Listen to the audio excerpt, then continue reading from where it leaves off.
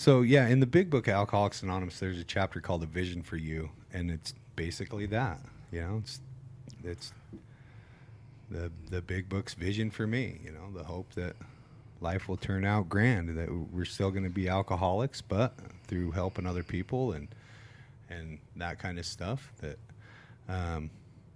your life is going to, you know, turn out to be purposeful. How great would that be? That's what we're all Be looking neat. for. Yeah. Yeah, that'd be neat. Yeah. So,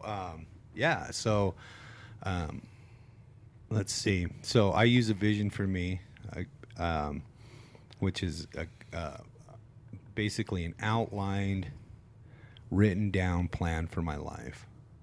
Right? And I've mentioned it before, but it's, you know, we kind of talked about it and thought it'd be a good idea to explain it a little bit more to our audience, explain it to some people that may have been curious about what a vision for me is and how I came up with it and how I use it, how you use it, you know. And so jumping right into it, I went, as part of my journey, a guy told me that I should try a 24-hour vow of silence, right?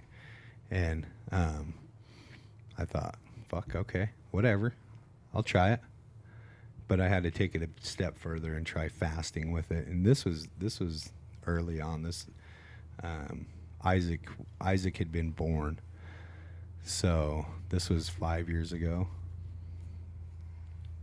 when I did my first one. But I went on a retreat at that monastery by myself. I headed up. I started my 24-hour vow of silence, which was kind of neat because I couldn't shut up. Like, if you've ever done it or never done it, try it out, because you'll find that there's just a ton of background noise that comes out of us, right? I could stop talking, but I couldn't stop humming. I could stop humming, but I couldn't stop clicking. Wow. I could stop clicking, but I couldn't stop bebopping, right? Couldn't stop. Which is pretty much my role on this podcast. Yeah, that's Bree thinks that if she ever sees this podcast, she'll be surprised that he has that big of a vocabulary, because that's basically all Cameron does. Well, especially with her, happy wife, happy life. Yep. Like, let me just keep my mouth shut. That's right. I'll just nod and agree. Yes, ma'am. So, I headed up and to spend some time with the monks and just shut off the noise. You know, that's a big part of my program. You know, I talked about it on the last episode, going up the mountain and stuff like that, you know, just shutting it out. Just, you know, because being alone and being okay being alone is something that's a must. I have to be okay being alone because I'm going to be alone. And I have to know that I can be alone and not drink.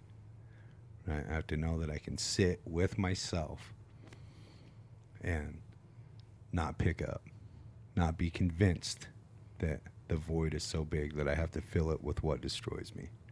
And so I went up there, and I didn't really know what it was going to play out to be, you know. All you knew was that you were going up there and doing a vow of silence and a fast. Yeah. Right. Gonna read my big book, you know, maybe do some writing. You know, writing is so important.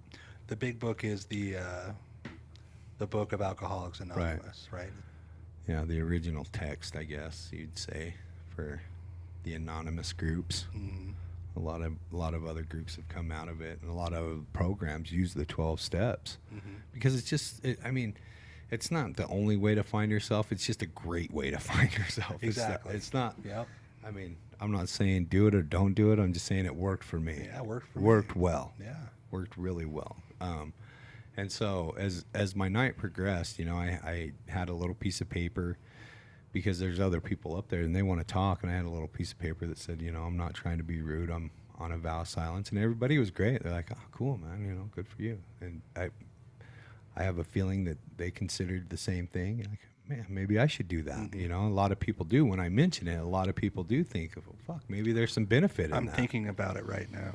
But, you know, and to bring it back to you again, like, Cameron really doesn't shut up. So it'd be good. Yeah, I'm doing it right now. So, I'm interjecting my opinion in your story. so as the night progressed, I just thought, what does my life look like? And what do I want my life to look like?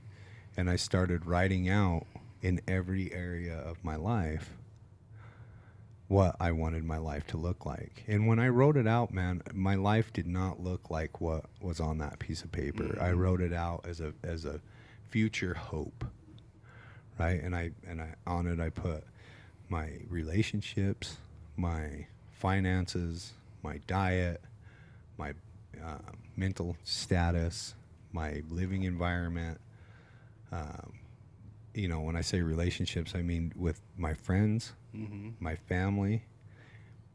family, right? Which I have my family, which I consider all of, like, my brother, my sisters, my mom and dad, my cousins, my aunt, all that. And then I have my family, Right. which is my wife and my children, right. which is my family.